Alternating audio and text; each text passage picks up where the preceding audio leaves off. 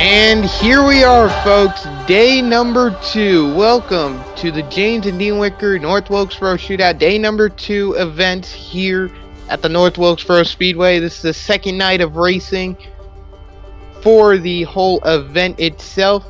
And honestly, if you saw last night and how amazing those races were, you're going to be excited for tonight's event.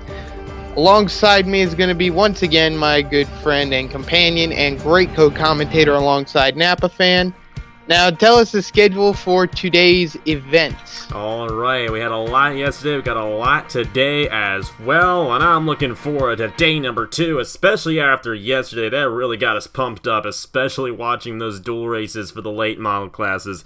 But we're going to start with the modifieds. We're going to qualify those guys. They will have dual races tomorrow afternoon, just before the super late model LCQ.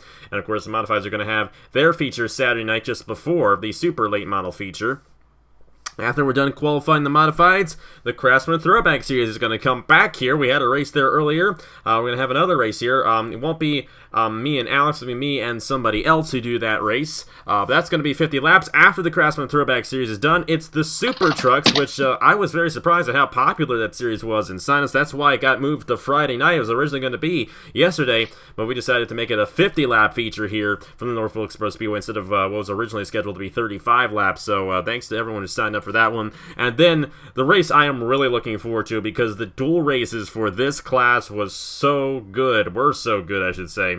And the stock late model feature, 50 laps here in North Wilkesboro, the end of night off, and we're going to have ourselves RJ Bishop and Alfonsia Risky starting on the front row for the race. But you got to watch out for the guys who won those dual races, Jordan Lopez, and I forgot who won the first one, and I apologize for that, but we'll figure that out when we get there later on tonight. And we got a huge event here, huge day of events, I should say, here for day number 2 of the James and Wickard Shootout. What do you say, Alex? Ready to get the modifieds out there? That's your favorite class. I'm looking forward to see those guys on the racetrack. Oh yeah, I am definitely excited to see the modifieds on this track. Fun fact about North Wilkesboro and modifieds itself is that the modifieds have raced on this track in real life in the past, and for the first time in years, it seems, modifieds are going to return to this track. Honestly, I've not seen the modifieds race on this track yet, and now I really want to see, considering what the late model stocks have done, I want to see what the modifieds do on this track. It's going to be a lot more, I'm going to say a little tricky because of the open wheels on these cars. I mean, this is going to be fun. We got 28 competitors, a 5-minute session to determine the dual starting lineups for tomorrow. There'll be 14 drivers in each duel tomorrow. Everyone will make the show. But we're only going to qualify these guys tonight, so going to give us a taste of what we're going to see tomorrow as the modifieds really shine tomorrow here at North Wilkesboro. Well, let's get to it. Day number 2 of the NOFSRL James and Dean Wickard Shootout here from the North Wilkesboro Speedway. We begin with modified qualifying. And we're getting ready to have our first few competitors head on the track shortly. Kind of just giving a little bit of time to wait it out.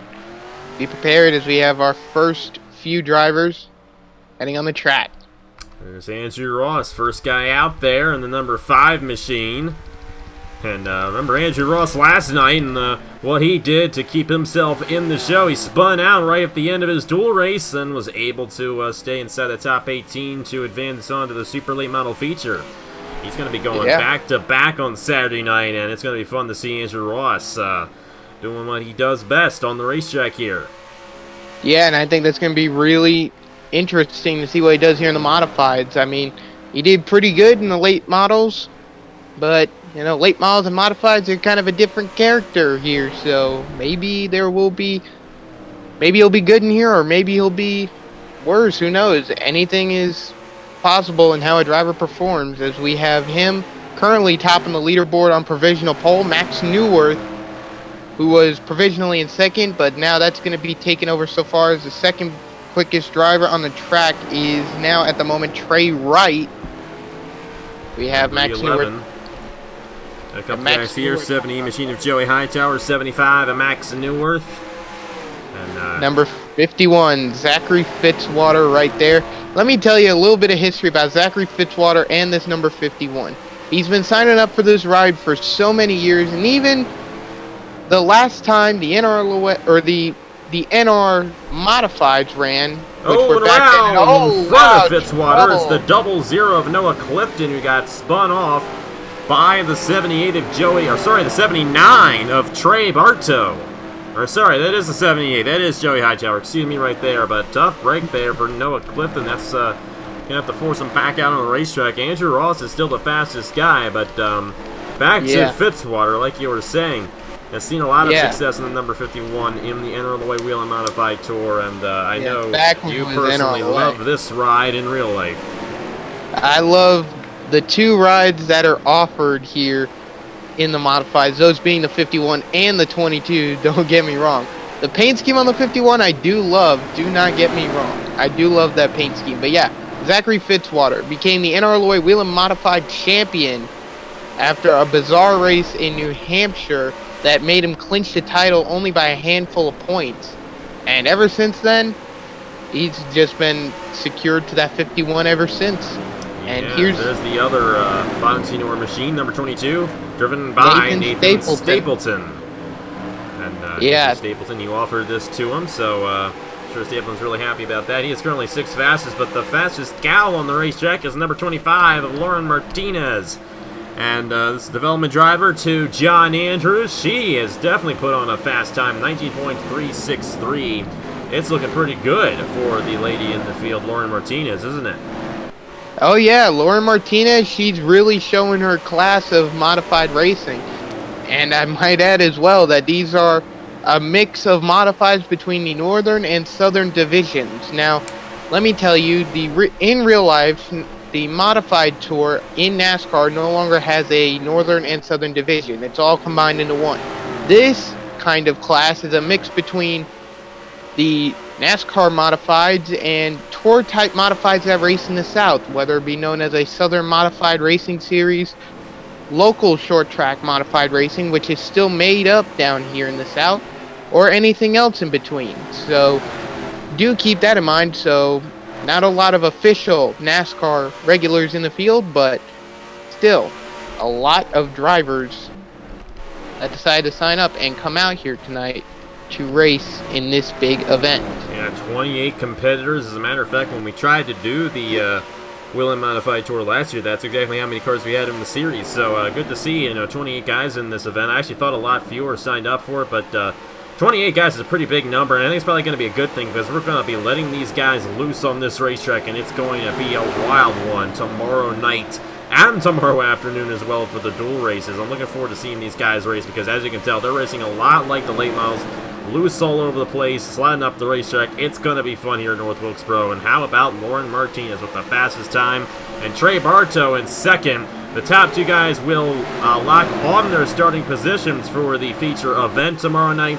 The rest of the guys are not locked into their positions. They got to race for their starting positions tomorrow afternoon in the dual races, just like in the late model. So let's see how it all goes down for these guys. But Lauren Martinez looks pretty fast in the number 25, and I think she's going to be a threat to win it in the 76-lap feature tomorrow night. Oh yeah, there is no doubt in the back of my mind that there is a possibility right then and there, because if you really see right now just how competitive. Oh, we got trouble here. The number 76 of Joe Ratowski.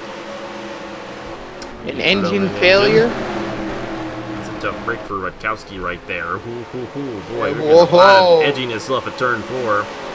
Marty Johnson, he just went to the second position in the number 14. There he is. Great run for him. He is going to lock on an outside starting position with that run right there. Drivers, and Ryan Schuler, I don't know what happened to him, but he did not get a full lap in there in that session. He is 28th right there with a 21-second lap. It's not been a good weekend for Ryan Schuler so far. But either way, Lauren Martinez and Marty Johnson lock on the front row for tomorrow night's feature. So regardless of what happens to him in the dual races tomorrow afternoon, Lauren Martinez will lead the field of the green flag for tomorrow's 76-lap feature just before the super late model feature here in the James and Dean Wickard Shootout. Marty Johnson locking the outside pole. They are going to start on the front row for the big event tomorrow night. Yeah, this is going to be a really big event for the modifieds, and an event in a class that I do truly love to watch. And but yeah, congratulations, Laura Martinez, on getting your pole, and Marty Johnson out of nowhere kind of sneak attacks a front row starting position, which I didn't even think was going to be possible, but he pulled it off. So way to go there, Marty. Good job by Marty Johnson right there. We have one tie between Derek Hamill and Joshua Rush. Hamill's going to get the advantage for Napa fan wins. Actually, two ties. Fitzwater and Shane Lake are going to switch positions. So Fitzwater is actually going to be in duel number 2 tomorrow night, and Shane Lake's going to be in duel number 1 because Fitzwater has the advantage on Shane Lake on Napa fan wins. Other than that, those are the only ties, and we'll see the duels tomorrow at, I think, 1 Eastern time. I'm pretty sure it's when we have it scheduled for the day events of the James and Dean Wickard Shootout. It's going to be during the day here at North Wilkesboro. We're going to have both dual races and then the LCQ for the super late model. So it's going to be a short little event, but it's going to be a fun one to have the duels here for the modifieds, and it's going to be the first time we see them on the racetrack coming up tomorrow afternoon. But next, we're going to push Alex out of here. Get away, man.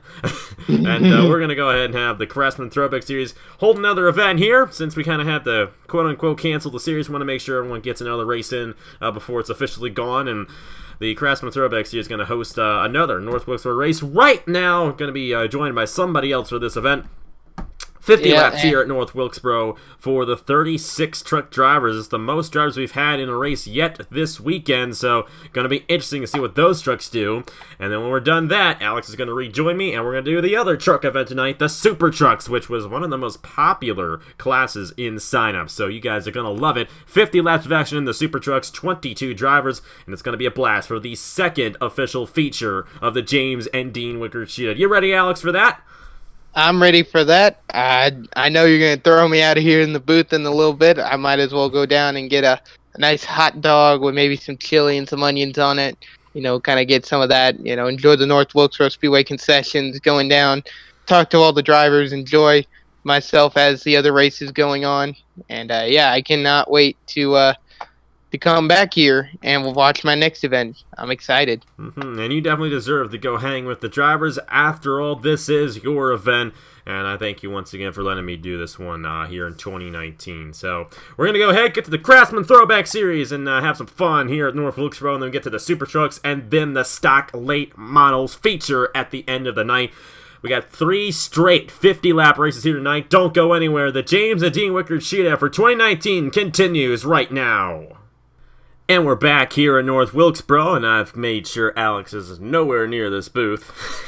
He's out there with the drivers right now, conferring with them at the moment, but we're here for the Craftsman Throwback Series feature, the first feature of the night here on Friday night of the James and Dean Wickard Shootout.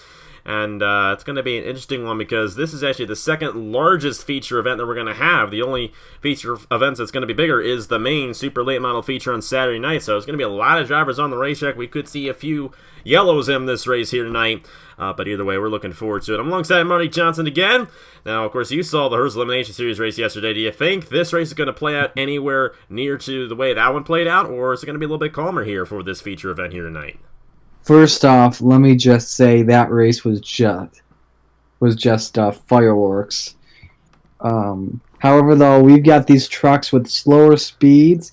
I could expect these drivers with the slower speeds probably playing it more safe until we get to probably say about like the last quarter or last eighth of the race. I don't see them going flat out aggressive in the last half of the race. We'll have to see. It's only 50 laps for these guys, and of course these guys have actually already been here this year. Their first official race when we still had the championship going on was here at North Wilkesboro, and in that race Julius Anderson dominated, but at the end Nathan Stapleton came through and won the race because he actually took tires midway through that thing. And that option is still available for these guys, but this is a 10-lap shorter race than what these guys raced initially. This does not award any championship points. It's just a special event, but I will say that the series isn't officially canceled yet, so keep that in mind. These guys may return later in August, just like with the Herz Elimination Series, but if it does return, this race will not count towards the championship. But the first two races will, since we already officially did those. But either way, we are here for the first feature of the night. After this, we have the Super Trucks and then the late model stock feature. That's the big one of the night. But we got the largest field here, and you're going to see the starting lineup right there on the left side of your screen. It's Jesse Turner in the number 99, starting on the pole position. And Turner won his heat race in the super late model class last night, so he might be on a bit of a roll here at the James and Dean Wickard Shootout. And trying to break the bad luck that happened last year, as he was leading in the modified class last year when we had it at Concord and wrecked out late. And it gave way to Carter Friesen winning the modified feature last year. But we'll have to see what Jesse Turner can do in this one. Alongside him, it's Nathan Faden in the 1. You got Matt Tuck in the 84 and the 86 machine of Larry Hagen. And we're coming to the green flag here. So we're ready to get this one started. Jesse Turner and Nathan Faden. We're green flag racing in the first feature of Friday night in the James and Dean Wickard Shootout. Already, Matt Tuck going 3 wide for the race lead on the first lap of the race. My. Tuck already wanted to be aggressive down the backstretch. I don't know. Yeah, he's going to play it safe and stay back. And Jesse Turner will clear to the race lead, but he's a little wide off the corner now, as you said, Marty. Ooh. These guys go a little bit slower than the late models, then the modifieds, and then the Herz Elimination Series cars, so that might play into how well Jesse Turner can do in this feature event here. But either way, you got Matt Tuck trying to hold on to the second position. Right behind him, it's the 75 machine of Adam Lewis. Lewis is going to try to get to the inside of Nathan Faden for the third position. You got the 17 machine of Sebastian Kukulon rounding out the top 5 right now, but Turner is pulling away. This is looking pretty good for the veteran driver. What a gap he has already put on second place. Tuck, you know, I think it was because all these drivers were battling, and then Turner had that clean air, and right now, clean air is definitely your best friend. It definitely seems to be. Now there's the guy who won here. Oh boy, this could be a little bit edgy right here. You got the number 4 machine of Dan Park on the inside of the 3 of Edwin Mendez and the 43 of Casey Russell. But they're going to keep it together for now, but I don't know how they're keeping it together because they're 3 wide through the majority of this field. But either way, we're about to mention Nathan Stapleton, but we're 4 wide again. Oh, looks man, like I don't know. is going to back out there, and the number 93, good move there by the veteran driver, keeping it at a pretty reasonable distance between the rest of those drivers right there. But now I can finally mention the guy who won here in the first race of the season when we still had the championship going on. And surprisingly enough, he's behind the guy he overtook for the race win. Julius Anderson right ahead of him there. And then you got Nathan Stapleton, the guy who won here in North Wilkesboro. So he's already won here in North Wilkesboro in this truck. He wants to do it again here tonight. But he is currently in the 12th position. So he's got a little ways to move up through the field. And he's got to catch up with Jesse Turner, who's pulled out to a second lead on Matt Tuck. And we haven't seen this at all throughout the entire race weekend. These guys have been a lot closer to each other for a lot of these races. But like you said, Marty, these guys go slower, a lot more downforce on these trucks. And it seems like Jesse Turner might actually pull away and just lead every single lap here in this one. And he's actually, right now, so far what I've seen, oh, caution. Caution's out on the racetrack, so never mind. It looks like the number 12 of Riley Sampson got caught up in this one. He did well when we came here the first time. And the number 90 of Landon Lyons with a lot of damage to his race truck. That's a tough break for him. Looks like the 52 as well of Fisher G also coming down the pit lane. And G's done. And Maybe. I don't know. Nope, never mind. Yeah, I think he might be done as well. But 3 guys involved: Riley Sampson, Landon Lyons, Fisher G. And just like what we saw in the Hers Elimination Series feature last night, a big lead erased because of a caution. Either way, let's go ahead and see what happened to bring out the first caution. Oh, damage on the number 7 as well. Nicholas Samadio. This is a stack up here. The stack. I don't know if they stacked up at the end of the field or what, but Samadio has heavy damage. We'll have to see if he was involved in the accident. Tough break for a lot of these guys involved. Let's go ahead and see what happened to bring out the first caution of the night in the Craftsman Throwback Series feature of the James and Dean Wickard Shootout. Well, Riley Sampson, kind of in the middle there between Gatlin Downey and the 52 machine of Fisher G. G gets to the inside of Sampson as Sampson loses it off the corner. And we've seen a lot of these guys overshooting turn 4, getting loose off the corner, and Sampson in the inside wall. Fisher G also going to the inside wall as well. And then Landon Lyons nowhere to go. Zach Winkle on the 15. And I can remember both Sampson and Winkle doing a really good job in this race when we came here back in May. Derek Hamill also got caught up in that one as well. And then you're going to see Nicholas Amadio unable to avoid Landon Lyons, who came right up the racetrack in the number 90 machine. Tough break for Samadio, tough break for Landon Lyons, and a tough break for Fisher G and Riley Sampson. I think all 4 of those guys are going to get knocked out of this race after this one. So as you can see here, Fisher G just gets in the left rear quarter panel of Riley Sampson, puts Sampson to the inside wall, and then the wall drivers with nowhere to go. You see Lyons nowhere to go, Samadio nowhere to go. I don't know if you mentioned this Saturday, but Zach Winkle actually caught a piece of the accident as well. Not too sure how much damage he has to his car. I think he should be able to continue in his Linux truck. Yeah, hopefully he'll be able to continue. But Samadio, we know, is already out, and I'm pretty sure Landon Lyons and Fisher G are going to be out as well. I'm not sure about Riley Sampson. He actually might have been able to continue. He's got some rear-end damage, but the front end of his race car might be pretty good to go. But either way, Jesse Turner has led every lap so far here in the Craftsman Throwback Series feature of the James and Dean Wickard Shootout. Let's go ahead and get to the restart here.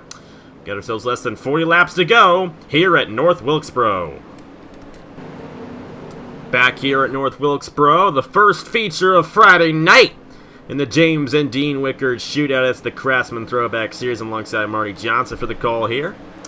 And Jesse Turner's led every lap so far in the number 99 with Matt Tuck, Adam Lewis, Sebastian Kukalon, and how about your man Johnny Gardner? This is his only feature here in the James and Dean Wickard Shootout. I know you know this guy pretty well, and I know he's probably the all-time winningest driver on your side of things in the NOFSRL. Oh, yeah. So watch out for him in this thing as we come back to the green flag, and another issue back in there, but they should be able to keep it together. Yes. It's a 35 of Ian Adams, who got shuffled out of line, and he is going to really fall back there as we got 3 wide here, deep in the pack. You got Jonathan Reeds and Christopher Alphabet going to the inside of Fisher G, but they keep it together for now.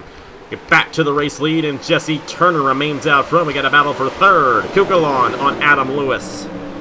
Yeah, Kukalon had a good draft, I think, for a moment off of that 75 of Lewis. Was able to get to the inside and take the spot away. Here's Carter Friesen in number 16. This is Friesen's only feature event of the James and Dean Wickard Shootout. And he actually was a winner last year, but he's going to hit the outside wall and fall back. Tough break there from the number 16. I see Casey Russell in the pit lane.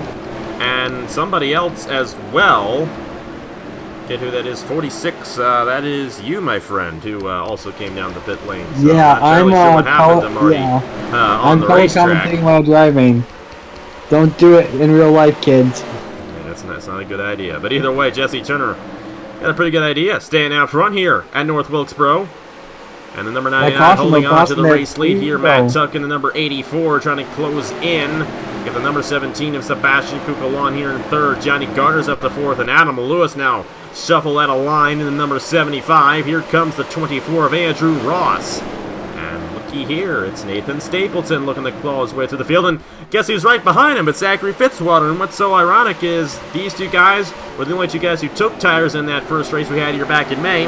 They finished 1-2 in that race we had back in May, and they are moving their way up right now here in the CTS feature for the James and Dean Wickard Shootout. But it's looking like it's going to be difficult to get around Jesse Turner here tonight. He is an experienced veteran, and he has led every lap so far here in this feature event. And with how slow these guys are going, it seems like it's a little bit difficult to make a pass. We're not seeing these guys overshoot the corners like we have seen in other events we've had so far throughout the weekend. Let me go back and tell you something about Nathan Stapleton. This guy can make late charges when needed. I remember in this past Sunday's Daytona 500 for the New Era Cup Series, he started in, I'm trying to recall, I think it was 35th position and gained 33 spots, was the hard charger of the race. Nathan Stapleton, a very excellent driver when it comes to the Craftsman Throwback Series, and I really hope I get the time to finish this series out later on in the summer. But either way, we're here with these guys again tonight, and Jesse Turner holding on to the race lead with Matt Tuck and Sebastian Coulon in the top three. You have Johnny Gardner there in the number 2, Alexander Rowe right now running in the 5th position, and Julius Anderson wants to get some redemption here in these truck machines at North Wilkesboro. Remember, he dominated this event back in May, and ended up losing the race lead to Nathan Stapleton midway through there, so it didn't work out too well for him in that one. But he is right now in the 6th position looking to close in, but it seems like it's very difficult to make a pass out there right now in these trucks, and that is something we have not seen at all throughout the entire weekend. But my advice to you, or what would be your advice to these drivers, I should say, Marty, if you want to make a pass on the guy ahead of you? I think these drivers here are just going to have to hope for a caution, and then on the restart, you've got to just be aggressive on the tailgate of the 99 truck. That's all I'm going to say right now. We'll have to see how it all goes down for these guys. Of course, when Trey Bartow won the Chick-fil-A Cup Series here, which was the day after the Truck Series came here, the Craftsman Throwback Series came here, he led, I believe, 60-some laps in that race, and he led a majority of the end of the race there. So, depends on the type of cars they're racing, and these trucks have such high downforce compared. It's going to be different with the SuperTrucks later. SuperTrucks are a lot looser. They do not have near as much downforce as these guys do, so the SuperTrucks are going to be much different than this. So keep that in mind. You're probably going to be in for a good show when we get to the SuperTrucks right after this feature here for the Craftsman Throwback Series, but the downforce is just so high, they're able to keep that car on the apex, and because of that, we're not really seeing any mistakes at anybody, and not much passing going on inside the top 10. But we still have guys you may see a pass right here. overshooting the corner here. Johnny Gardner got loose off the corner again, and Alexander Rowe might get to the inside here, and he has the advantage, I do believe. Nope. Got a little bit loose. Oh, he might get it here. I don't think so. Kukulon might get it on Matt Tuck. But this is definitely the toughest we've seen these guys be able to make a pass all night long. It is definitely difficult right now in these trucks, and not exactly what we've seen at all this entire race weekend. You can see that 17, though, trying everything he can to get to Tuck. If I'm Kukulon, don't be surprised if he is making a move to the inside, but he's trying to. Tuck just had a better exit. However, though, what I was just about to say is, if it's the late stages of the race and we see Kukulon still behind Matt Tuck, Kukulon could put the bumper. Now, my question is could we be catching up to lap traffic soon? Well, we could be closing in the Fisher G because there's an issue on that machine, and that could just bring out the caution. Depends on where he stops on the racetrack. Watch that. Let's see if the pit man guy raises his red flag. Nope. He doesn't. I think it was because it was below the apron. You can see the sign still says "Welcome, race fans," meaning we are still green flag racing here. Luckily, so good call here by race control to keep this racing action going. Fisher G able to go to the pit lane, able to teleport to the pit lane there with that one. I gotta be honest, this race has been kind of a letdown. With all that we've seen all weekend long up to this point, this has by far been the worst race, but it's good for Jesse Turner because if it stays this way, he is going to get another Napa fan win, and if I'm not mistaken, it would be number 17 in Jesse Turner's career if he were to get it in this number 99. He's put on a really good show for that number 99 team, and I wouldn't be surprised if he got it done here tonight. He's one of the best short track racers here in the NOFSRL, I'm pretty sure. Unfortunately, you know, when it comes to super speedways, hasn't been seen him perform that well, unlike the first Daytona 500 victory he had on your channel in the Chick-fil-A Cup Series. Johnny Gardner trying to make a move on the 17, but we are actually single file throughout the entire field. And the thing is, we don't have anybody who took tires like we did the first time we came here, so they really can't do anything out there. So tough break for these guys. And these trucks were built a little bit better for super speedways. That's kind of what the series was intended to be. We had a few short tracks on the schedule originally. But we apologize for this little bit of a letdown of a race here. Oh, we got a pass, or we got somebody trying to get around a lap car. That's Fitzwater trying to get around Fisher G, and he's going to be able to... Nope, he isn't. Not yet. Fitzwater might not be too happy with Fisher G after this one, but I don't know how anyone could be happy with how their races are going. It's just so difficult to make a pass. You might see one here. Larry Hagen to the inside of Nathan Faden, but I don't think he's going to be able to hold that inside lane enough to get around the one. Yeah, North Wilkesboro, I believe, has some sort of a small little bit of a banking that's helping these trucks get more momentum off of turn 2. Let me look through my notes and just make sure that what banking is. I think it's at least maybe 10 degrees. Yeah, turn 2 is pretty high 14. one. He can work that out suddenly pretty well, and with the tires worn at this point, it is very difficult to make a pass. I mean, this is something else right here. We haven't seen this the entire time I think we've come to North Wilkesboro from May on to now. This is definitely, like I said, been a letdown, at least compared to that Hers Elimination Series race we had last night, and even the Street Stock event. Even though the Street Stock event was dominated by Connor Hurley, led every lap, we still had a lot of racing going on behind him. This has been the complete opposite, and yeah. Maybe we should have kept the Rockstar Pro Series here. I don't know. But either way, Jesse Turner has 12 laps to go.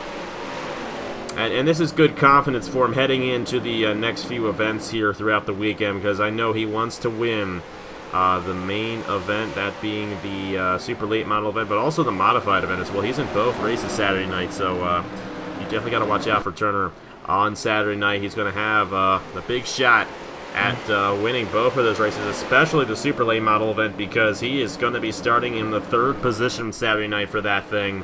And this is exactly what Jesse Turner wants to see coming into that weekend. Looking at the battle for 30 here, Johnny Gardner and that 17 machine of Kuka Long. He had lost some ground to Matt Tuck, and Tuck, I think, maybe closing on to the leader just a little bit. He might be. But I don't know if it's going to be enough. Half a second right now. We'll see if Matt Tuck has anything for Jesse Turner. If these guys have been racing quite a while, of course, nobody's been racing and winning races longer than Jesse Turner, so, he's good. Turner did not get a good run off the corner there. That might allow Tuck to close in a little bit more at the line that time. The difference was, he gained about 8 100ths there. But we haven't even seen a pass midway through the pack in this race, so even if Matt Tuck were able to close into Jesse Turner, I really don't think he'd be able to make a pass on him. It just seems too difficult with all the downforce these guys have. Clean air definitely very significant here, and while Tuck is trying to close in, I don't think he's going to be able to get it here on Jesse Turner. Yeah, it's just a tough break there for Tuck. He's trying everything he can do. He was faster than about a 10th last time. Let's see how he is coming to the line here. You can see Tuck just gets a little bit loose, which is going to cost him, I think, a little bit. Nope, the same. Cost him about 300ths. Yeah, it's not going to work out for Matt Tuck. But Jesse Turner, we've got a lot of action going on. Well, not really. They're single file. Oh, we got Faden on Fisher G, but that's not even for position because Fisher G is on the tail, or on a, he's a couple laps down in the 52. But, yeah, I don't know what else to say with this one. All the races we've had so far, we've had a lot going on the racetrack, and that'll be continuing on. The rest of the events from here on out, I believe, use the GNS physics. This is the CTS physics, and as you can tell, it just doesn't work out too well for these guys here at North Wilkesboro for good racing, but do not worry. The next few races are going to be a lot better than this. We use GNS physics for the rest of them, and the GNS physics have definitely shown us that you can get good races when the cars are a little bit loose, and these guys, they're just a little bit too close to the ground, basically. They just don't lift off enough, and they've been able to keep a really good and clean race going, and that's why we've seen the 99 dominate this event. And Andrew Ross and Julius Anderson, but no position change there. And you got Fisher G on the inside of Zachary Fitzwater. And I'm noticing, too, that the lap times are probably a lot slower now than they were earlier on. But it's not over yet. I mean, Matt Tuck did close in quite a bit there. We'll have to see if he finds a way around Jesse Turner. I would be flabbergasted if he were able to do so. What do you think, Marty? You think Tuck's going to have a chance? Man, you know, Tuck has gotten that car to where he needs to be. I don't think he's going to have a chance, though, at Turner, unless there's some lap traffic that we could see here. But he's up to that back bumper. Could we see maybe the Corral horn? He's got to run to the inside! Will he get the pass on got Turner? He's to the inside! What has Unbelievable! happened? Matt Tuck is going to take it away from Jesse Turner. We're coming to the white flag here in the James and Dean Wickard Shootout. Craftsman Throwback Series Feature. And Matt Tuck has surprised us all the entire race. There was hardly any passing, but late in the going, a pass for the race lead. And I gotta tell you, this race is almost cursed for Jesse Turner because he almost won last year in the modified feature. He almost had this one, but he's gonna lose it on the final lap of the race. Matt Tuck in the number 84 wins the Craftsman Throwback Series Feature in the James and Dean Wickard Shootout. I'm at a loss for words. I'm just blown away. That doesn't normally happen. That does not normally happen at a place like this. And I mean, with what we were seeing, those guys could not, get to each other. It was very, very difficult to make a pass. But Matt Tuck made a pass for the lead on the guy who led 48 laps of 50 in this event. Oh, that's gotta hurt for Jesse Turner right there. He almost had it in the bag, and Matt Tuck stole it right away from him. Unbelievable. Matt Tuck just put on an amazing drive in the late laps and just stunned the entire crowd here. Wow.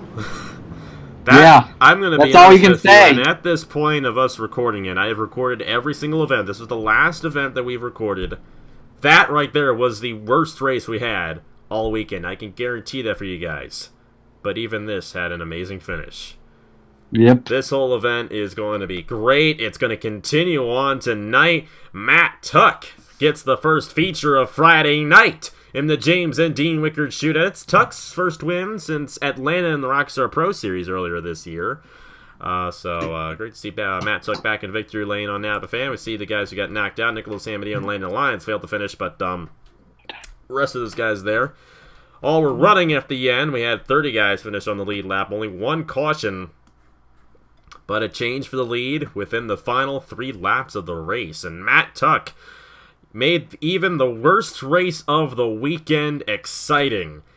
And let me tell you, you're going to love the next few events here in the James and Dean Wickard Shootout. It will only get better from here. Marty, what are you looking forward to in these next few features here tonight? Oh, man, I'm not...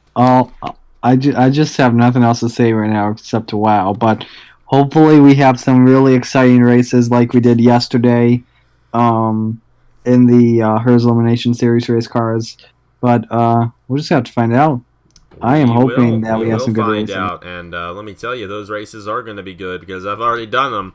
And I can guarantee you guys that you will enjoy them a lot more than this race. But even this race gave us some excitement right at the end, and Matt Tuck closed in the Jesse Turner and made the pass. I don't know how he did it, but Matt Tuck wins the Craftsman Throwback Series special event feature in the 2019 James and Dean Wickard Shootout. So thank you guys for watching this one. We are going to bring Alex back in the booth, and we are going to do the Super Truck feature right now. So thank you so much for joining me, Marty, for the Hers Elimination Series and Craftsman Throwback Series events. And good luck tomorrow in the modified and super late model events you'll be running in. So hopefully those work out pretty well for you. But either way, congratulations to Matt Tuck. Let's get the Super Trucks out here for their feature event of the night in the James and Dean Wickard Shootout. Hello, everybody, and I am back after missing out on the Craftsman Throwback Series. We are ready to go here for the Super Truck event. 50 laps on hand for us tonight, and Matthew Phillips is your pole sitter. He's been having a string of bad luck a little bit recently, but hopefully with this newfound confidence, maybe he can have a good shot. And alongside him is Sammy Saber Jr., first-timer in the NOFSRL. And I have to ask you, Napa fan, we have already seen last night with first-timers getting their race win, do you think that maybe someone like Sammy Saber Jr. is going to have high hopes going in tonight, or almost like a lineage to continue the first-timers little thing that they have going on right now in this event? I definitely think Sammy Saber Jr. is going to have a good shot, but the thing is, we don't really know much about him. Right behind him, it's Jake Rogers, who has experience in other series. I think he might have a good shot at winning here tonight as well. They both start on the outside lanes in rows 1 and 2, so watch out for those guys. But like I said, Matthew Phillips is a guy who I think, he's had a lot of bad luck lately. This pole position might mean a lot to him and possibly getting this race victory. But right behind him, it's Nathan Stapleton. And Nathan Stapleton won here in the Craftsman Throwback Series the first time we came here. Of course, these trucks very similar to the Craftsman Throwback Series. Stapleton just came from that Throwback Series race, so I'm going to pick to win this race to Nathan Stapleton there in the number 55. But either way, it's going to be a great race here for the second feature of the James and Dean Wickard Shootout. And like we were silent on lap 17 in the Craftsman Throwback Series race earlier, we're going to be silent on lap 17 for this event as well. Definitely, and I cannot wait for these trucks to get fired up and rolled off here for this event. The SuperTrucks completely sold out from the signed up event, and I'm happy for it. Napa fan, why don't you take away with the starting grid? I will do just that. Like we mentioned, Matthew Phillips on the pole in the number 36. Of course, the starting lineup determined by a random draw. Alongside Matthew Phillips is the number 10 machine, that truck driven by Sammy Saber Jr. in his first career Napa fan start. Nathan Stapleton in the 55 alongside Jake Rogers in the 72. Then we have Elijah Gordon, his first start on Napa fan since last year's finale race in the Chick-fil-A Cup Series. I'm really intrigued to see what he does starting on the inside lane right there. And he's alongside the number 16 of Ace Garcia in row number 3. Well, 22 drivers in this event, 50 laps for our second race of the night. We're Green Flag Racing and SuperTrucks here in the James and Dean Wickard Shootout. And already off the start, Matthew Phillips getting a good start right then and there. Don't leave out Nathan Stapleton either. It looks like he might challenge for the lead coming into turn 3. And he will do just that. Coming off turn 4 with Elijah Gordon right behind him, kind of doing a little drafting if you would. And it looks like coming across the line just to lead that lap, Stapleton will leave it. So new leader, give it to Nathan Stapleton. Meanwhile, we're looking a little bit deeper in the field. Elijah Gordon going for that battle for the second spot. And let me tell you, Elijah Gordon's been out of the NRLOA/NOFSRL competition for almost a year now. He comes back tonight, and it looks like he's got a full head of steam to come back and basically do a comeback story almost as he moves into the second spot. He is a defending Chick-fil-A Cup Series champion. His development driver, Emily Anderson's been keeping over there, but I'm glad he came back for this James and Dean Wickard Shootout. We got a little bit of bumping going on back in there, but they keep it together. And how about Nathan Stapleton and Elijah Gordon duking it out for the race lead? Here comes Elijah Gordon to the inside for the race lead. And just like his old self, he is showing us why he is one of the greatest drivers ever to race on Napa fan. To the inside, he's going to take it away on lap 4 from Nathan Stapleton. In a couple of the past James and Dean Wickard events, I believe Elijah Gordon has won one event previously in one of these events. Probably was either 2016, because I don't think he won last year or 2017. But still, Elijah Gordon, like I said, a very good driver. Woo! Whoa! We saved it. How about that by driver number 79, Wyatt Quayle. Wyatt Quayle, amazing loosey-goosey off the save. Corner, and he saved it. And he's still inside the top 10. Great job there by driver number 79. I'm glad that they've been able to keep it together for now. Knock on wood right there. But yeah, pretty nice race so far. We got a lot of action going on. We got Matthew Phillips closing in on our race leader. Our pole sitter rebounding in the number 36 after losing the lead on the first lap. Yeah, it looks like so far that Matthew Phillips, he's thinking like, I've had this bad omen kind of on me recently, and 87 loose off the corner. That is Sebastian Cucalon, who almost lost it. They really get loose off of turn number 4 here at the North Wilkesboro Speedway. But there goes Matthew Phillips to the inside of Elijah Gordon for the race lead. And already on lap 8 of 50, our third different leader here in the SuperTrucks event. A lot of passing for the lead going on here in this feature. Yeah, this Super Truck event, I mean, I could see why it sold out on signups. This is some good racing right here. The drivers are getting a little loose coming off the turn, really sliding around, but you see a lot of passing here at the same time also. This is a good event. Oh, Elijah Gordon smashed the outside wall, and here comes the 22 machine of Fisher G. Gonna drive by him for a second, but Gordon gonna cross over and try to take the second position back from him.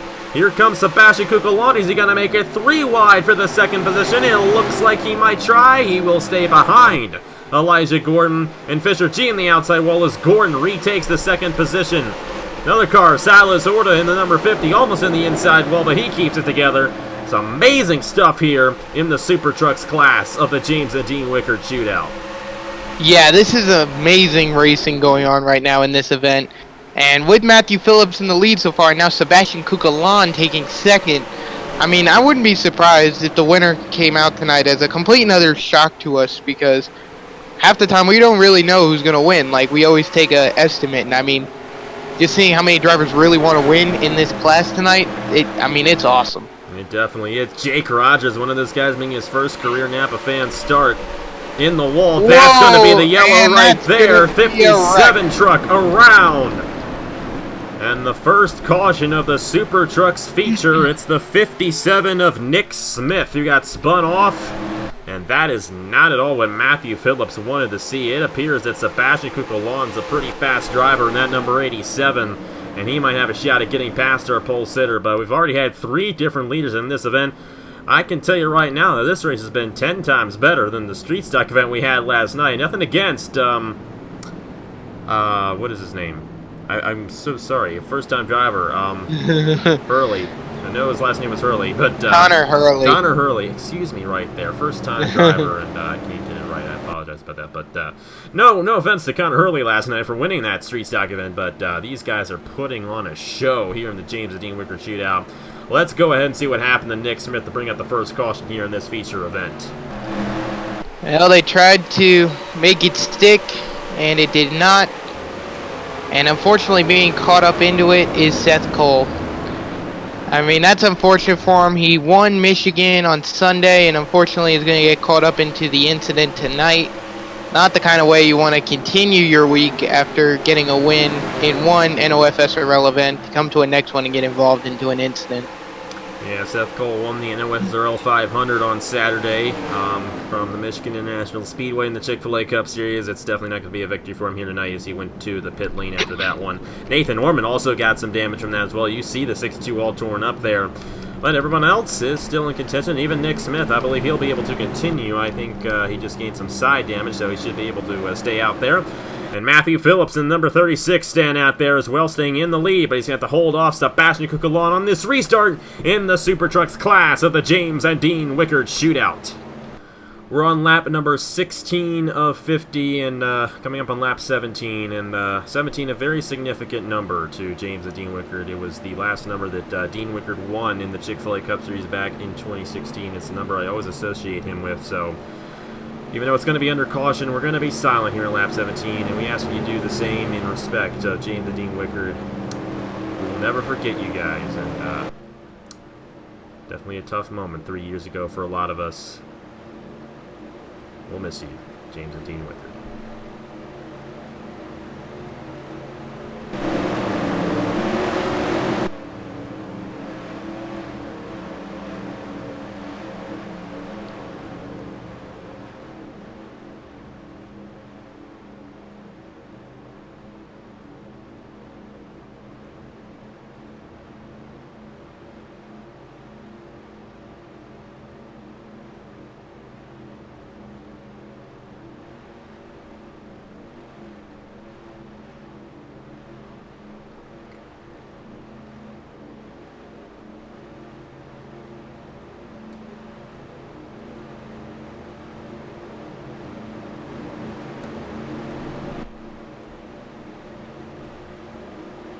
May you both rest in peace.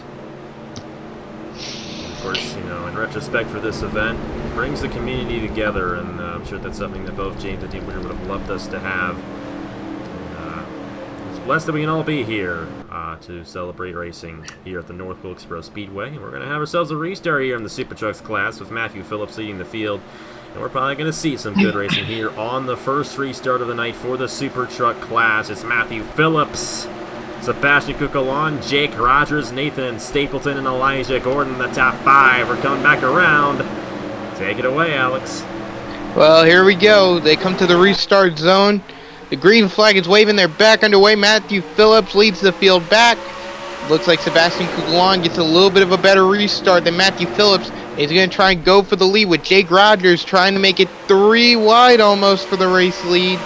Trying to get that run to the inside. Phillips got it up top, but Rogers might have the advantage here on Sebastian Cucolon. They are 3 wide for the lead, and Cucolon almost got into Matthew Phillips and around again. And a wreck in the back. Davey Johnson in the 66 with the 47 of Isaac Nichols getting caught up as well. Man, that is unfortunate for Davey Johnson right there. North Carolina native also, so this is essentially like a home race for him at North Wilkesboro, and unfortunately gets caught up in an incident here in the Super Trucks. Matthew Phillips was able to keep out front, but guess who ended up second? Jake Rogers and Elijah Gordon moved up to the 3rd position, and Cucolon really fell back in the 87. He crossed the line 6th. Didn't work out too well for Cucolon right there, but either way, let's go ahead and replay the second accident right after the first restart of the day here in the SuperTrucks class for the James and Dean Wickard Shootout. And this wasn't even going 3 wide. Well, it looks like it was. And Isaac Nichols and Davey Johnson. The good thing is that it was only Nichols slid up there and then came down on Johnson. It was a very minor accident, like you were going to say there, so nothing too major, thankfully. But they were actually racing back the line, and look at where Cucolon ended up here. He was all the way 3 wide coming to the stripe. I think he barely edged out the 27 of Nathan Faden there.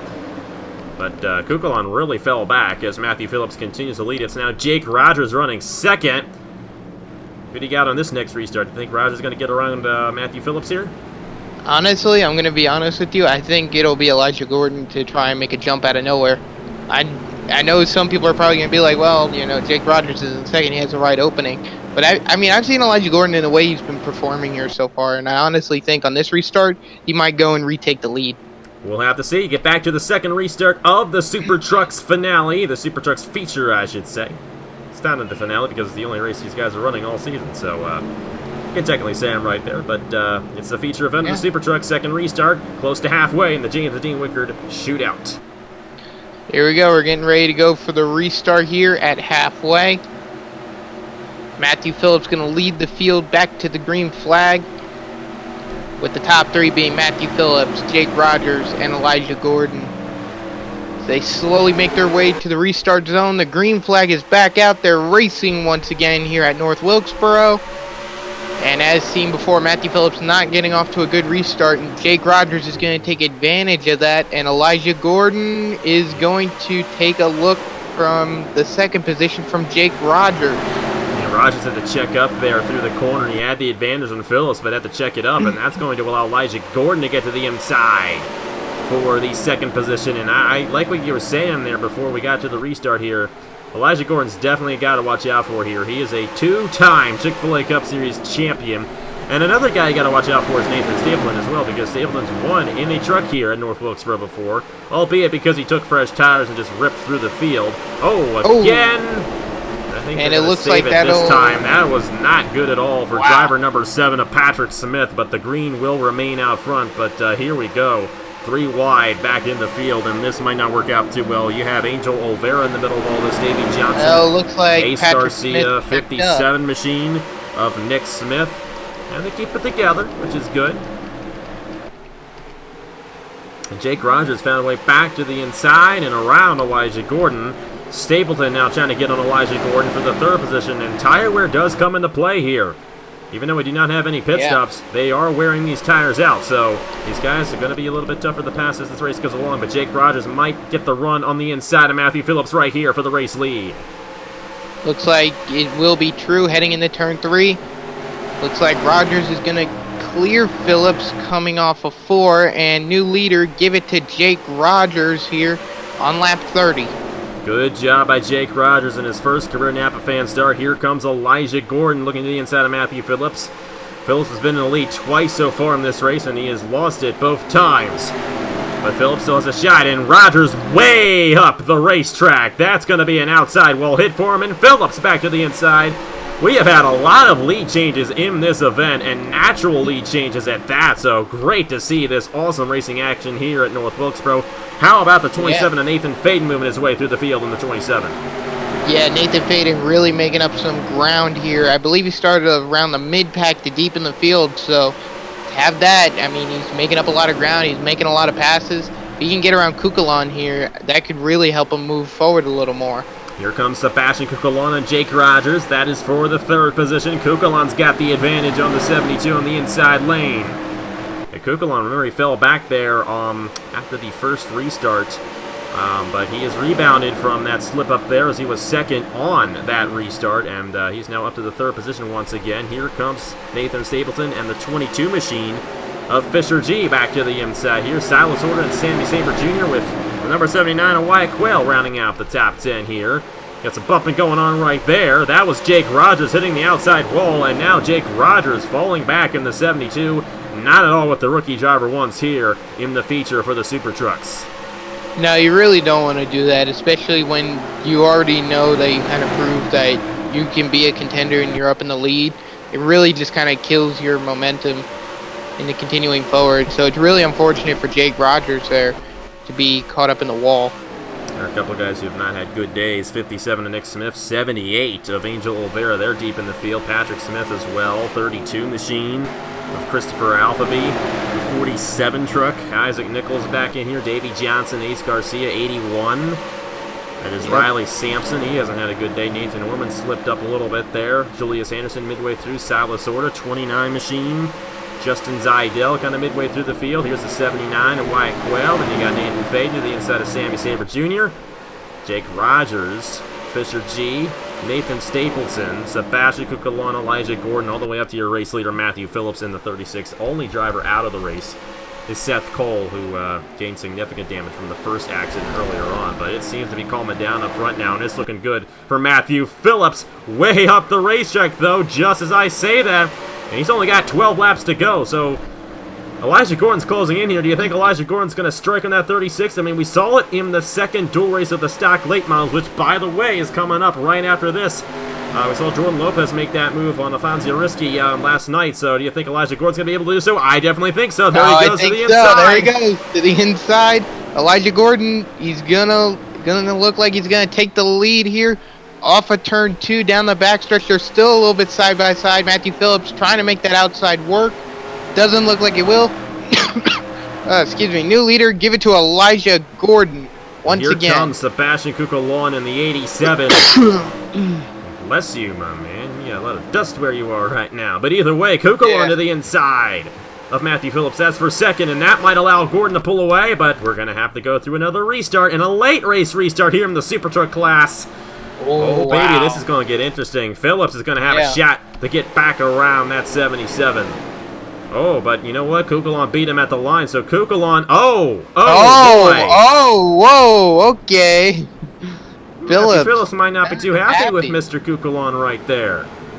I don't think he was. Elijah Gordon in position to win this thing. Be sweet redemption for Elijah Gordon.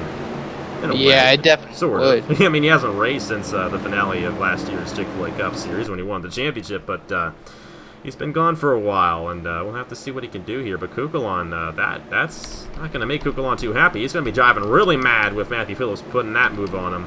But either way, let's go ahead and see what happened quickly to Patrick Smith and get to the restart here in the Super Truck class of the James and Dean Wickard Shootout for 2019.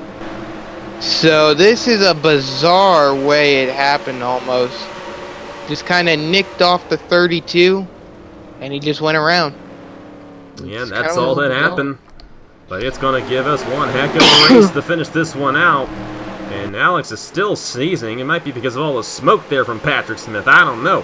But Kukulon able to get around Matthew Phillips there. And then right here, Phillips just dumps Kukulon. So I don't know what the judges are going to say about that one, but I can definitely tell you that Kukulon's not going to be too happy with Matthew Phillips after that. But Elijah Gordon's pretty happy. He's leading the race. We got less than 10 laps to go. Do you think Elijah Gordon is going to win the SuperTrucks feature here tonight? I have a high probability. I mean, he wants redemption to say, I'm back in this series, or I'm back in the NR community, and I'm back to win. And it looks like he will be tonight. After being out since Chick-fil-A Cup Series last season, where he won his championship. We'll have to see what he does on the restart. Let's get to it here from North Wilkesboro. Less than 10 laps to go in the SuperTrucks feature here on this Friday night from North Wilkesboro Speedway. So we're getting ready to go back green. Unfortunately, though, Jake Rogers is kind of holding off Sebastian Kukulon from returning his position. Penalties will be announced after the race because there's really no reason why. Yeah, I get what you're saying there. Kukulon's in Rogers' position. That's the problem, and Phillips is going to take second here, so we'll have to see how it all goes down. Either way, Elijah Gordon's still the race leader, and Kukulon's stuck on the outside. Kukulon is going to be extremely upset with Matthew Phillips after this one. Because Kukulon's only in that position because Phillips spun him around earlier on. But Phillips might end up winning this race. You remember Michigan, the Chick-fil-A Cup Series, Seth Cole spun Daniel McMillan around and won the race. That might be what Matthew Phillips does here tonight, but we'll have to see if it stays because, I don't know. I don't know if we're going to keep that one with the way he spun Kukulon there. But Gordon holding him off for now, coming to 2 laps to go in the SuperTruck feature. This is definitely going to be something that Elijah Gordon is hoping to get, regardless of if he wins or not. And, there's certain getting it from race control, there will be no penalties assessed, so that's just the way it's going to go. Coming to the white flag for Elijah Gordon. Will Matthew Phillips find a way around him? Oh, Stapleton shot up the racetrack. Here comes Fisher G. White flag in the SuperTrucks feature of the James and Dean Wickard Shootout. Elijah Gordon on the final lap. He's going to try and hold on. He slides up the track a little. That opens up the door a tad for Matthew Phillips. Here comes Phillips to the inside of Elijah Gordon. Will Gordon get the run up top? I don't think he will. Doesn't look like he will. And Matthew Phillips, a spin and win. How in the world? I mean, that's not going to be popular, neither with Kukulon or the fans. Oh, brother. Two controversial finishes, basically in the same week of the NOFSRL. First, it being Seth Cole. I will say this: it's Kukulon's fault for not moving back in line. I mean, second position was rightfully his, and he did not move into that position. Well, so you could also say the blame is Kukulon because he got spun around, but he could have easily driven right back to the second position. I mean, Matthew Phillips kept the door open for him, and he did not take it. And that's just the way it goes. And Matthew Phillips, like we said, no penalties will be assessed because, like we said, Kukulon had the opportunity to move in that position and he did not take it. So Matthew Phillips gets it done in the SuperTruck class from the pole, but he really had to work for it, and I don't know about that. The win stands. It's a Napa fan win for Matthew Phillips regardless, but oh, that's got to hurt for Elijah Gordon. He had that one in the bag, and Phillips passed him on the last lap. But, I mean, in all of that, we hit a last lap pass here in this race. That was one heck of a race. And, that was definitely a good finish right then and there. Yeah, and that's unbelievable. And as said before, it doesn't look like any penalties will be given out at the moment. And as I said as well, you can also kind of put a little bit of the blame on the 27, well, not the 27, the 72 Jake Rogers. Of Jake Rogers. Here's the thing, though. Kukulon was in Rogers' position. So this really this falls on Kukulon more than anything because Kukulon got spun, and second position was rightfully his. We saw, but just before they went green, Matthew Phillips left that spot open for Kukulon to drive around, and Kukulon never drove back. So that's why no penalties were assessed, because even though Matthew Phillips did spin Kukulon around, Kukulon didn't drive back to where he was supposed to go. And that's on Kukulon. So Matthew Phillips definitely got an advantage from that. He restarted second and was able to get around Elijah Gordon on the final lap. Oh boy, it's the shootout for you. It's going to be wild. And it's going to be even more wild when we get the stacks on the racetrack coming up right now. And if you saw the heats in those events right there for the late model stacks, you know this feature is going to be insane. But either way, congratulations to Matthew Phillips on winning the SuperTruck event. Final thoughts on this race, Alex? It was a good race, don't get me wrong. And I'll be honest, not to take the win away from Matthew Phillips, he did deserve it with that last lap pass, but I felt like that was going to be Elijah's race right there. I truly do, and it's a heartbreak for him, and it's definitely a heartbreak for me because I hate seeing Elijah after running so much and seeming like he had the opportunity to win, just kind of have it taken away from him right there. It kind of just tears my heart out. But that was a great finish all in all on that last lap pass. So I mean, way to go, Matthew Phillips, on taking that win. And we're going to take it right back to another race. The final race of the night here in the James and Dean Wickard Shootout on Friday night. It is the late model stock feature, and we're really looking forward to this one. After what we saw in the heat races, you know this one's going to be good. So don't go anywhere. We're going to be right back from North Wilkesboro here for the final event of day number 2. Yeah, stay tuned, guys. Here we go, the last race of the night. And it's going to be the biggest race of the night, the 50-lap late model stock feature event. We have had dual races for this that were interesting. We've had some pretty intense qualifying action. And it all comes down to tonight to determine the winner of the late model stock class for the James and Dean Wickard Shootout in North Wilkesboro.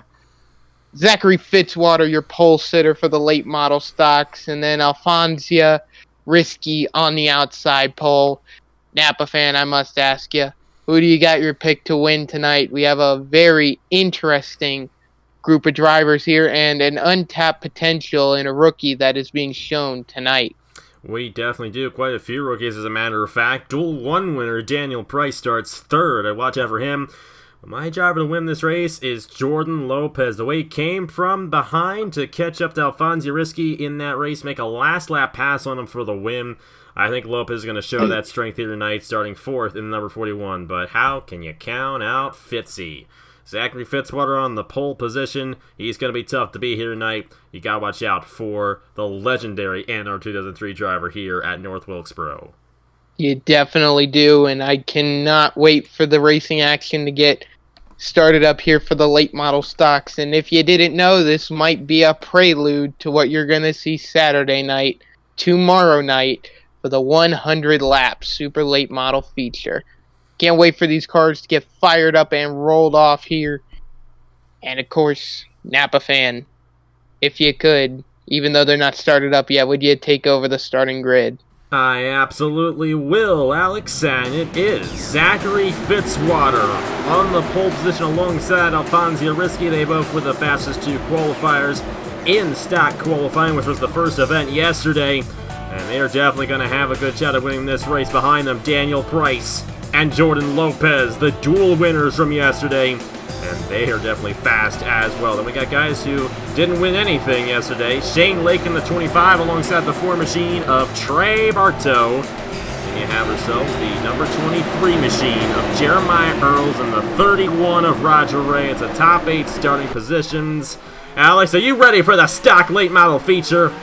I am, as the green flag waves and Fitzy brings him into turn 1. And he's already got off to a good lead as Alfonso Risky slides up the track just a little bit.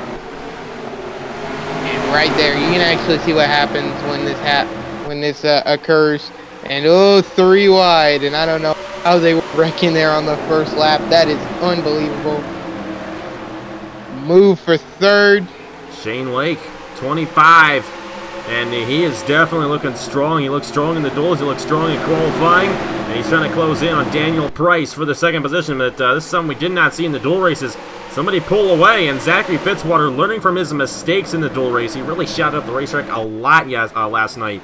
And because of that, he ended up finishing his dual race in 10th of 12 starters. So not a way that Fitzwater definitely wanted to start last night, but he's off to the right foot here tonight. Daniel Price right behind him. Shane Lake trying to make the pass on Daniel Price.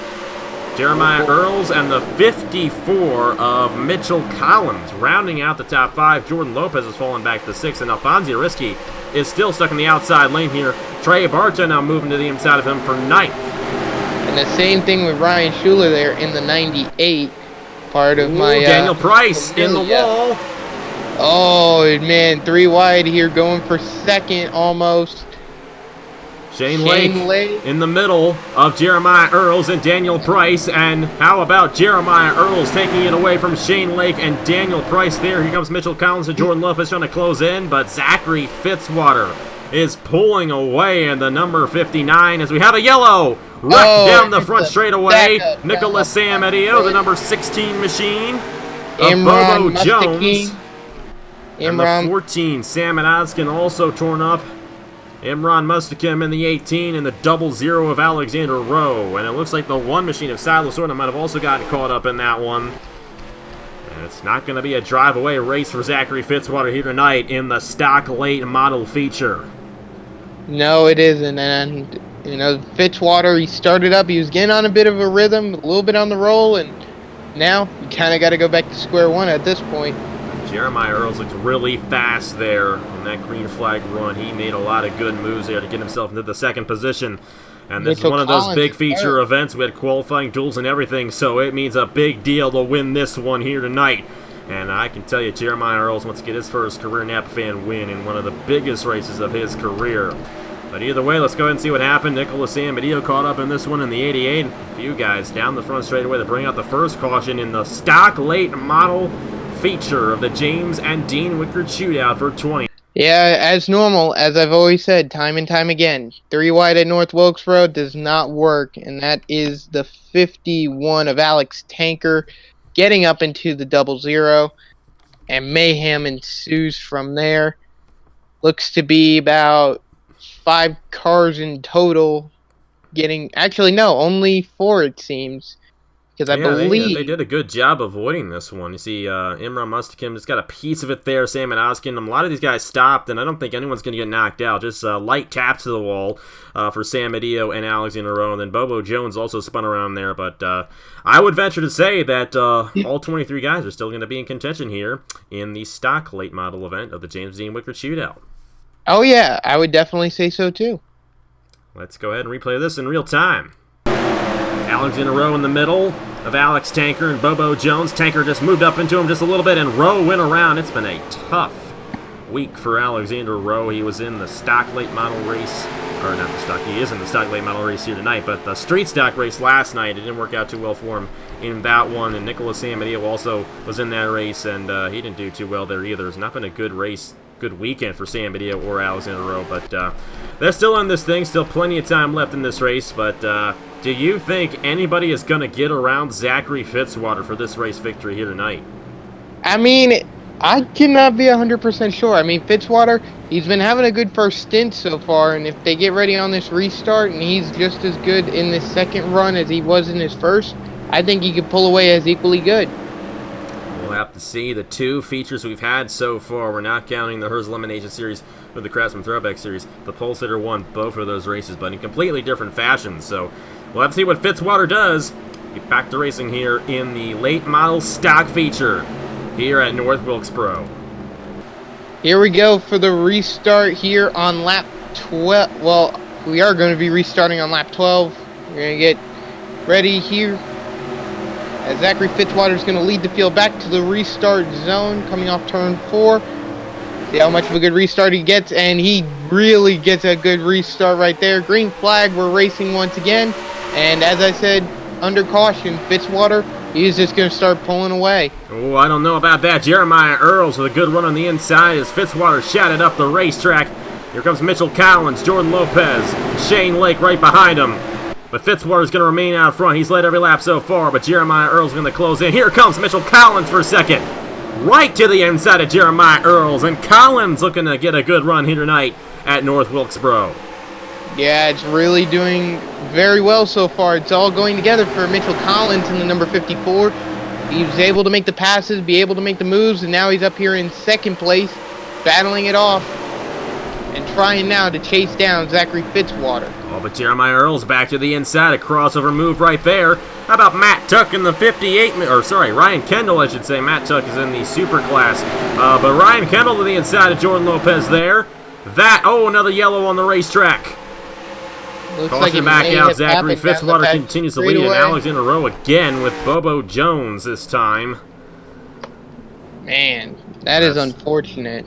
You know, Ryan Kendall there in the 58 machine, taking fourth away from Jordan Lopez. Lopez slipped up there a little bit, but how about that battle between Collins and Earls there on that green flag run? Yeah, that was really good, and I know I'm going to cut this kind of short in how the race was going, but remember, we are a lap away from lap 17, and because of that, keep in mind that on lap 17, we will be having a moment of silence for James and Dean Wickard because of how important that number has been to the Wickard family in our community. So when we do hit lap 17, we will have a moment of silence for James and Dean Wickard. But so far right now, before we even hit lap 17, let's take a look at your top 5 rundown. Zachary Fitzwater is your leader at the moment. Second place going to be the number 23 of Jeremiah Earls. Third place, Mitchell Collins. Fourth place, Ryan Kendall. And the top 5, Jordan Lopez. As we come around turn 4 now, I do ask that all of you in the chat, and even if you want to be in real life, please keep a moment of silence during this entire lap.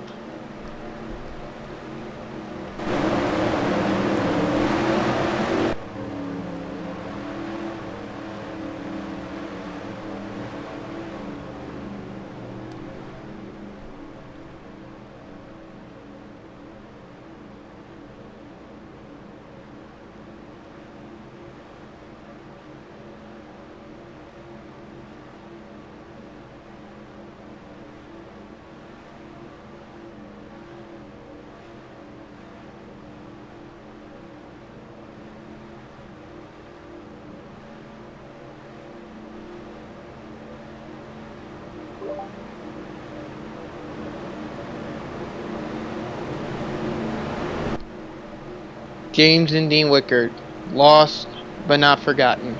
Thank you. Now let's go ahead and get a replay to see what happened and what caused this incident to be under caution at lap 15. And 3 wide. Once again, it does not work out. And it looks like it was instigated with Imran Mustaqim. And the unfortunate victims were Bobo Jones and Alexander Rowe. Rowe, that is the second time that he has gotten into an accident, and also the second time that he's gotten into an incident with Bobo Jones, with 2 cautions in a row. So it seems like it's not a good night for either Bobo Jones or Alexander Rowe. Race leader Zachary Fitzwater, he's led every lap so far here in the late model stock feature event. You know, I'm not going to get it straight the entire event, so just bear with me, guys. But either way, we'll have to see if Fitzwater holds on to the race lead when we get to the restart here at the North Wilkesboro Speedway.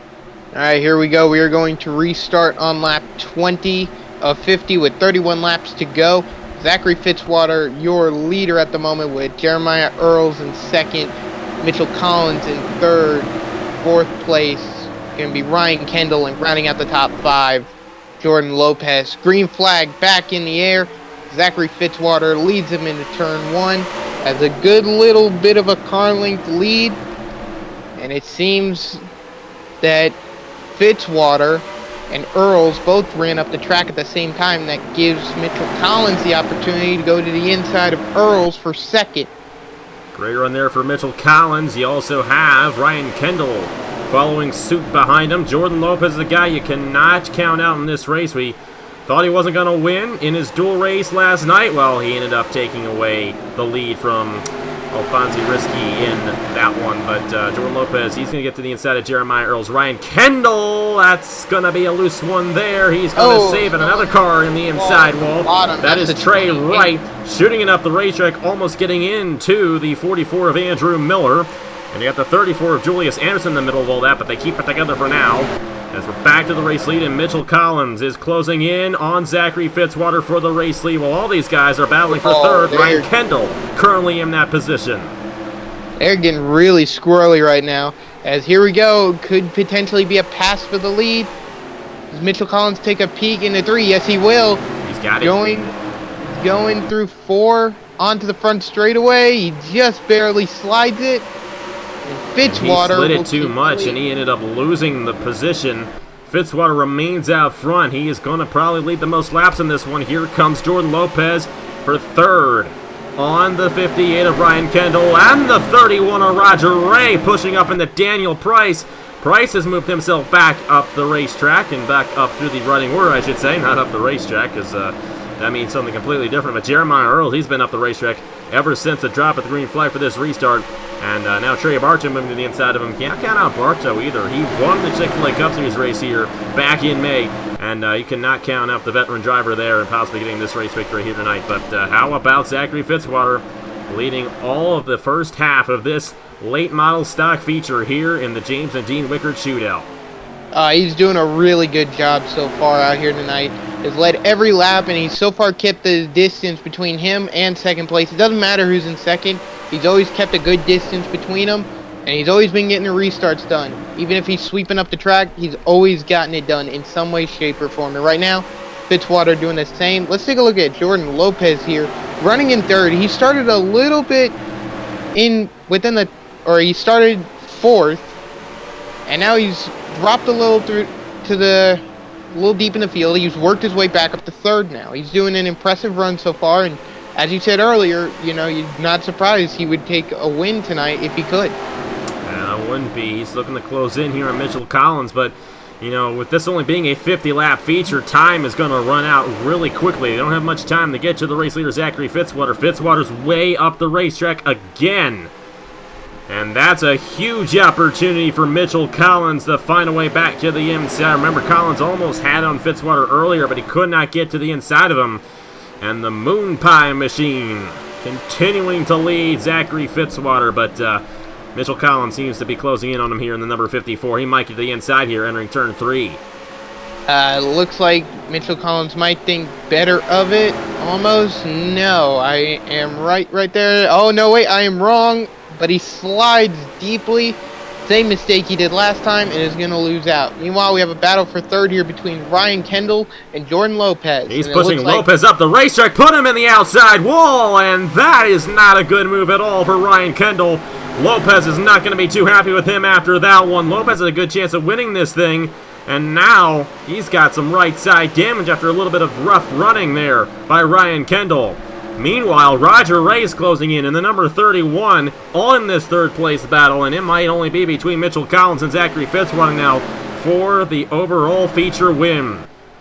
I highly find doubt that at the moment. Oh boy, look at this. They saved it. It's Jeremiah Earls and Alfonso Risky in the 66. They found a way to save it. We got 3 wide here. Julius Anderson to the inside of Jeremiah Earls and Andrew Miller. And the 34 is going to take that position away. I believe that might be for the 10th position.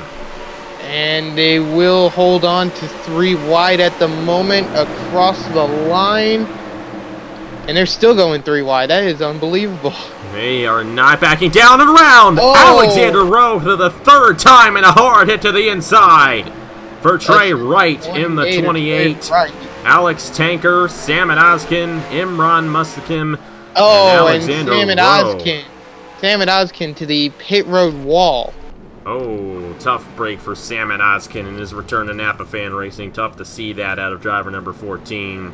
And he is done. And that is not at all what Zachary Fitzwater wanted to see. I mean, he's got to hold off Collins again, and I have a really big feeling that Fitzwater's not going to win this race because of that. Collins has looked really strong there, and he might find a way around him on the restart, but we first got to see what happens bringing up the 3rd caution. 3rd time tonight, Alexander Rowe's been involved in an accident. He's going to be happy once he leaves this place.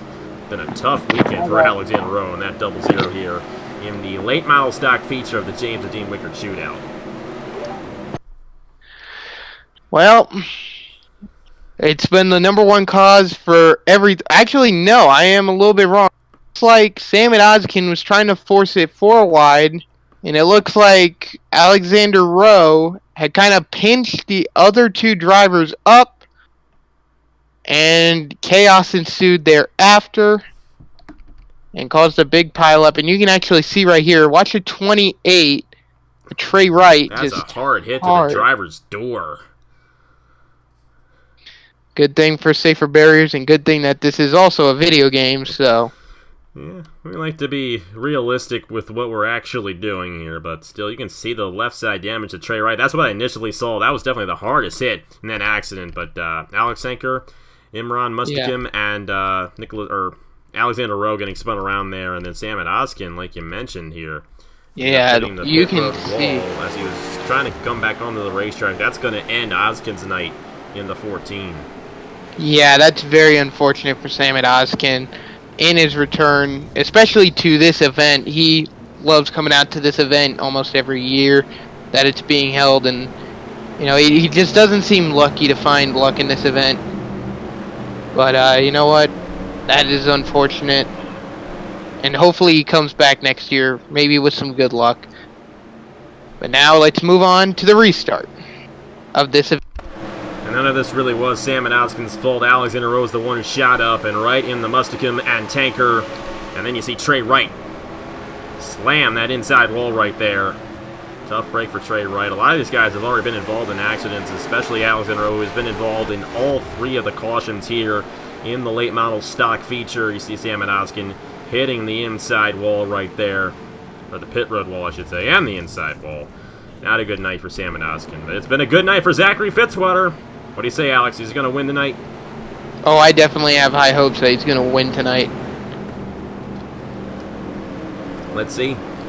Get to the restart here. Hopefully the last restart of the night in the late model stock feature, the James and Dean Wickard Shootout. Here we go, getting ready for the restart in the late model stock category. Zachary Fitzwater still your leader over second place. Mitchell Collins, third place. Ryan Kendall, fourth place. Jordan Lopez in top 5. Roger Ray. They come to the restart zone. The green flag is out. They race once again. And as you said before, Mitchell Collins definitely a threat. And it looks like he might take it. 3 wide for the race lead. Ryan Kendall's going to have a run on Mitchell Collins. Will he get the push from Jordan Lopez? No, but Collins is going to take the lead away with coming to 10 laps to go in the James and Dean Wickard Shootout for the stock class. And how about Mitchell Collins? He finally was able to get Fitzwater there. Another guy I want to mention is John Andrews. And another guy I want to mention is Ryan Kendall, because Collins shot up the racetrack, and here comes Kendall trying to get to the inside, but he's not going to be able to do it. Collins remains out front in the 54. And there we go. At least Ryan Kendall takes over the second spot. Now he's going to try and chase down Mitchell Collins for the lead. And remember that this is a big event. Everybody wants to put their name in history. And this is one event that you want to put your name in history. And Zachary Fitzwater also wants to do it. So does Jordan Lopez, Roger Ray, a lot of these guys. They want to do it. But so far it seems like at the moment, seems to be that Mitchell Collins is going to be the one that will likely do it tonight. We'll have to see, though. We thought Alfonso Risky was going to win his dual race last night. Jordan Lopez was able to surpass him. Ryan Kendall or even Zachary Fitzwater could easily do that here tonight. We still have ourselves 7 laps to go at the line for Mitchell Collins. But will Fitzwater find a way back around him here? And it's very possible he could. Collins has really been shooting it up the racetrack. You gotta watch out for Roger Ray here as well. In number 31, he has been slowly creeping his way through the field, but with only 50 laps in this race, he just simply did not have enough time to get to the lead. But Fitzwater is there on Mitchell Collins. We'll have to see if Collins overshoots the corner at any point throughout this event. I mean, it's definitely likely. We saw Fitzwater do it earlier on, and we've seen even Collins do it a little bit. And it looks like maybe likely that he just did it there in 3 and 4 as Fitzwater closes up once again to the back of Collins. We'll have to see if Zachary Fitzwater gets around Mitchell Collins at any point here. It's very likely, but there's only 5 laps left to go here in the stock feature. And Mitchell Collins has had a strong car all night, and he might be able to pull away with this one. Ryan Kendall in 3rd. Roger Ray is in the 4th position, and John Andrews in the top 5. Jordan Lopez has fallen all the way back here in the 41. The 10th. Tough break there for Jordan Lopez. And Roger Ray getting in the Ryan Kendall. If we get a caution at this point, the race is going to end. So Fitzwater has to get to Collins right here and right now if he's going to have a shot at winning this stock feature. And he definitely wants to do it. He wants to do it. The only problem is that a lot of those cars sometimes, especially off 4, they wash up on the turn, they get a little loose. And I'm pretty sure Fitzwater, he's trying not to do that, but at the same time, anything is possible, and it might be anything. And here we go. Maybe taking a look. He thinks better of it, but washes up. So he's going to lose time. As I said before, he's washing up. 2 laps to go. Final race of the night here in the James and Dean Wickard Shootout for Friday night. We got races tomorrow, but we got this one right now. And Mitchell Collins is coming to the white flag. We saw a last lap pass in the SuperTrucks feature. Will we see it here tonight? For one last time, Zachary Fitzwater trying to get the run. Can't quite do it. Collins remains out front, but he's up the racetrack again. And here comes Zachary Fitzwater. Could he take a peek going into 3 and 4? He's thinking. Not gonna get it. Mitchell Collins, your late model stock winner for the James and Dean Wickard Shootout at North Wilkesboro Speedway. How about that one for Mitchell Collins? He got the restart the work to perfection to get around Fitzwater, and Mitchell Collins steals it here at North Wilkesboro. How about that one? He hasn't gotten too many wins on Abafam, but this one definitely a marquee event for driver number 54. Oh yeah, definitely. I mean, this was a great race for him all around. He played it right, he held on to it, and he ended up taking the win in the end, and that's a great job for him tonight. A really great job. Zachary Fitzwater almost had it, just couldn't get there, and that's a tough break for Fitzwater, who led the most laps in this event here tonight. Sam Oskin was the only guy who failed to finish. Everybody else finished on the lead lap. Ryan Kendall, Roger Ray, John Andrews, Alfonso Risky in the number 66 and 6. About Ryan Schuler, he moved up to 7th there. Daniel Price, Trey Bartow, and Noah Clifton, the top 10. Yeah, and I mean, that's really good, and I will give a hats off to Ryan Schuler tonight, part of the lineage of the family that is mine. If you do not realize, family on my mother's side wanted to be a racing driver all his life, and he's got the opportunity in the NR community to do that tonight. Comes home with a 7th place finish. Great job for him. And we'll have to see what happens tomorrow. Mitchell Collins wins the final race of the night, but how about all the action we saw here tonight, from the Craftsman Throwback Series to that wild race we had in the Super Trucks to this stock event? I'm looking forward to tomorrow. What are you expecting in the main Super Late Model feature tomorrow night, 100 laps here at North Wilkesboro? I'd say I'd be expecting the same thing as you had seen tonight, but maybe 100 times more hectic, because the super late model event, 100 laps, so it's double the amount of laps that we ran tonight. So you're going to see a lot more passing and a lot more people becoming a lot more aggressive. So it's going to be just as hectic, if not way more hectic, than what you've already seen here tonight. And it's going to be a fun one tomorrow night here on Napa Fan. But tomorrow at 1 p.m. Eastern, we have ourselves the modified dual events, and then the LCQ for the super late model. So not everyone is locked into the show yet for the super late model event. So it's going to be interesting to see who gets in and who gets knocked out for the main event in this year's James and Dean Wickard Shootout. But either way, thank you guys so much for watching here tonight for day number 2 of the James and Dean Wickard Shootout, and it's all going to cultivate tomorrow night with the modified feature and the super late model feature, and that super late model feature being the real official James and Dean Wickard Shootout. I'm looking forward to it, and I'm looking forward to calling it with you, Alex. It's going to be a fun day tomorrow, and I'm looking forward to it. That's all I got to say. I hope you're looking forward to it as well, and I just can't wait. That's all there is to it. We're going to jump right into the recording of that. Congratulations to Mitchell Collins. Thank you, Alex, for joining me and for hosting this event once again here in 2019. So, on behalf of Alex Bonsignor, congratulations to the Craftsman Throwback Series winner. Congratulations to the Super Truck winner, Matthew Phillips. And congratulations to Mitchell Collins for winning the stock late model feature here in the 2019 NOFSRL James and Dean Wickard Shootout. And I'll let you take it away, Alex, to close us off for the night here from North Wilkesboro. Alright guys, so yeah, thank you so much for watching. Thank you all for signing up for this amazing race this year. I can't wait for it. Stick around for tomorrow, Saturday, during noontime for the LCQ of the super late models and also the modified duels. And then tomorrow night, do not miss out, the 76 lap modified feature and the 100 lap super late model feature. It's going to be amazing, and if you've seen what the late model stocks do tonight, I'm pretty sure it's going to be 100 times more hectic as for the super late models than it has been for the late model stocks tonight. So don't go away, everyone, and don't click off. Tune in tomorrow to see what the LCQ brings, because I know that's going to be as hectic as tonight has been. And don't forget also the feature events for the modifieds and the super late models. Stick around, everyone. We'll see you tomorrow. I'm in over my head. All these thoughts, all the notion that I'm drowning in.